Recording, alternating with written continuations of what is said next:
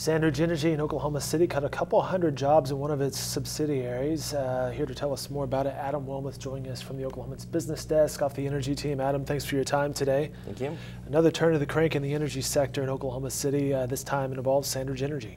That's right. Another still a tough time for the energy sector. SandRidge announced today that they cut 226 jobs from their Lariat Services company up in Cherokee and Alva. It has no direct effect on Oklahoma City jobs and Oklahoma City employees, but that's about 90% of their workforce at Lariat, at their services company in Cherokee and Alva. Of course, SandRidge was in the news lately. They delisted from the New York Stock Exchange as the stock price plummeted below $1 for a stretch of time there. What do we know about Lariat? And they're in a part of the state where SandRidge has a lot of its efforts focused, right? It's their services company. That's a tough business to be in right now. SandRidge and pretty much everybody else who's producing oil has cut way back on their drilling budget this year, making cuts for probably going to have, find out more in the next month, but probably all these companies are going to cut their 2016 budget even further. And so there's not a whole lot of wells being drilled, so there's much less work for these drilling companies and service companies to do up there. And yes, that's also in far northwest Oklahoma in the Mississippi Lime Play.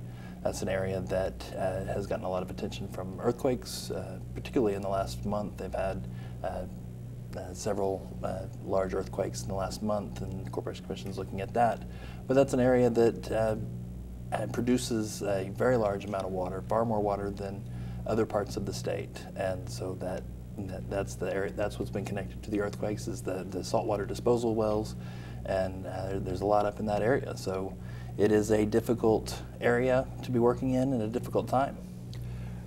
Chatting with Adam Wilmoth, the Oklahoman's business desk of the energy team, and you speak with a lot of oil and energy executives, including those from SandRidge. And what are you hearing at this point? Is it a wait and see approach in the energy sector to see what happens right now?